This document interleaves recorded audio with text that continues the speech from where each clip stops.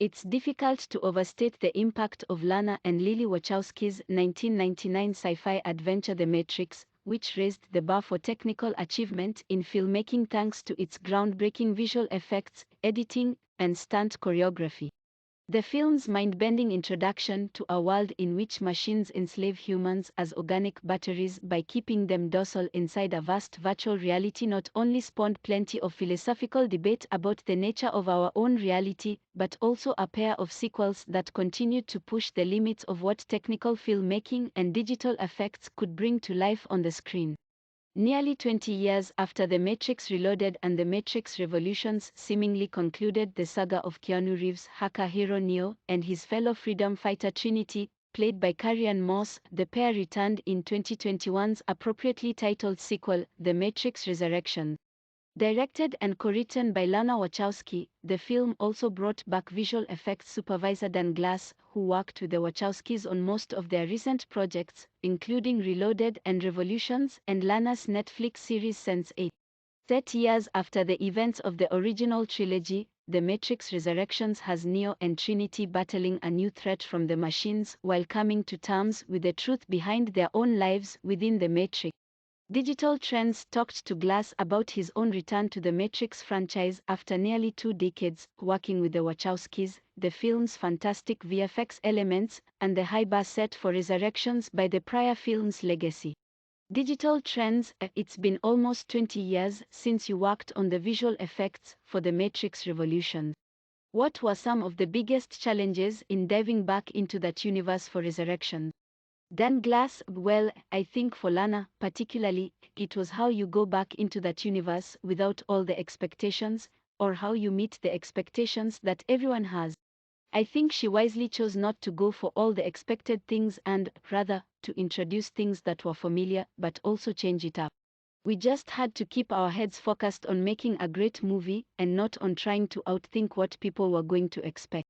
You have such a long, great history with the Wachowskis, who are such visually minded filmmakers. What's the creative process like with Lana and Lilly? I like variety and projects that stimulate me, just as most of us do, I guess. Never really make the same film twice. It's always a little bit different. But there's definitely a phase of conceptual development and idea development, and they will bring in their key collaborators on very early.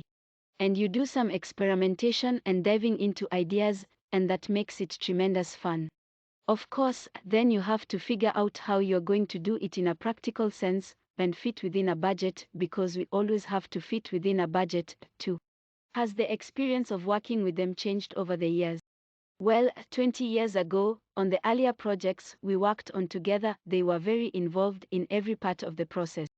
Over time, with movies like Cloud Atlas and then the show Sense8, Lana really started to become more intuitive in the way she worked and would set environments where things prosper or happen, rather than codifying everything.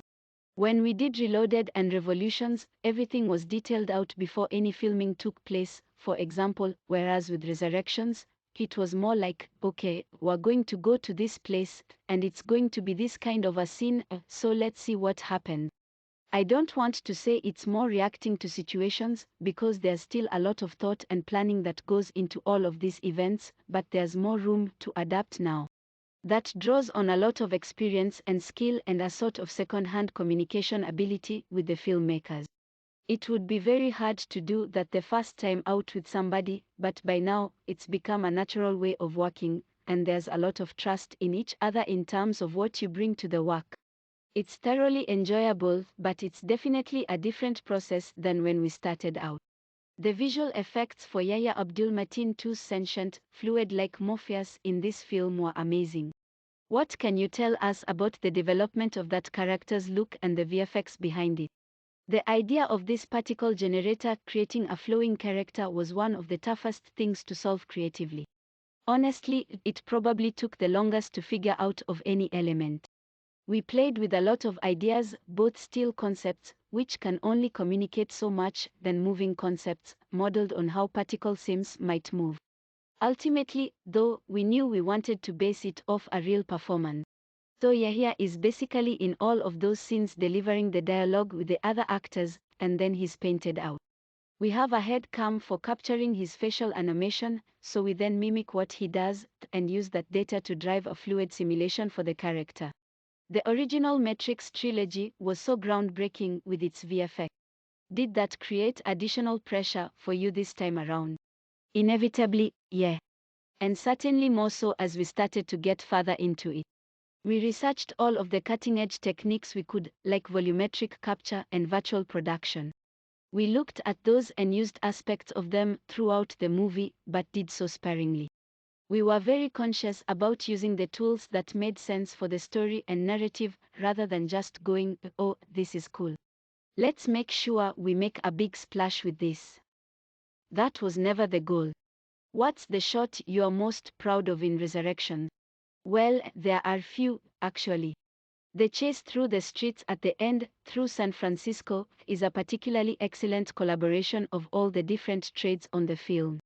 There's a lot of practical basis in what was shot there. We have the real actors on a gimbaled bike being pulled around, with stunt extras running after them in the streets of San Francisco. So that's all reality-based. But then we're also adding stuff into that to make it even more exciting. There are some shots with more heavy CG, like the people dive bombing, of course, which we couldn't do practically. And on the flip side, the full CG creations, the shots we couldn't have gone anywhere to shoot, like the Machine City, and the abandoned tunnels and vistas and so forth, those we really pushed to make them feel incredibly real. The irony, of course, is that those CG creations were the real world in our story, the Machine City and such, and we were using the reality of our world to represent the simulation. So there was some pressure in making sure the CG scenes didn't feel unreal. They couldn't, because they're the real world in the movie.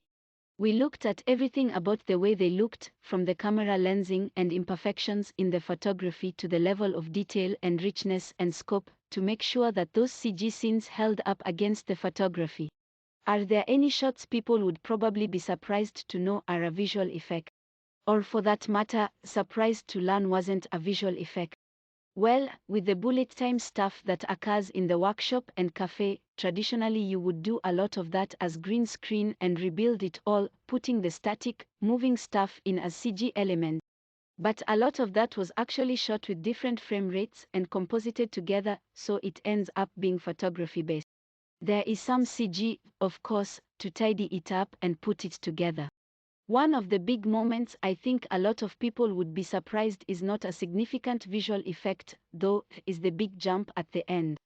That was Keanu and Karian themselves, jumping off a 450-foot building in San Francisco at dawn. They had safety rigs, obviously, but it's really them. I think the authenticity of that moment and the emotion it generates was really important. It's a beautiful scene with only a delicate hand from visual effects to support it. VFX technology evolves so quickly. Did you ever find yourself thinking, I wish we could have done this back in Reloaded or Revolution? Oh, enormously. That's what's been exciting about the journey, though, because 20 years ago, using visual effects slowed everything down. By using visual effects, you put all these restrictions and limitations on the creative process in a way, because you had to say, okay, if we're going to do that, we have to lock off the camera and put everything on pause, but now, you can just let things run, and not to suggest it doesn't involve a lot of work to make them work, but we have techniques and incredibly sophisticated ways, from machine learning to artificial intelligence, to reinterpret images that were fed and create images that stand up against photography. So it's definitely an exciting time, and it makes visual effects a far more creative tool than ever before. Warner Brothers Pictures and Village Roadshows The Matrix Resurrections is currently in theaters and available for on-demand streaming.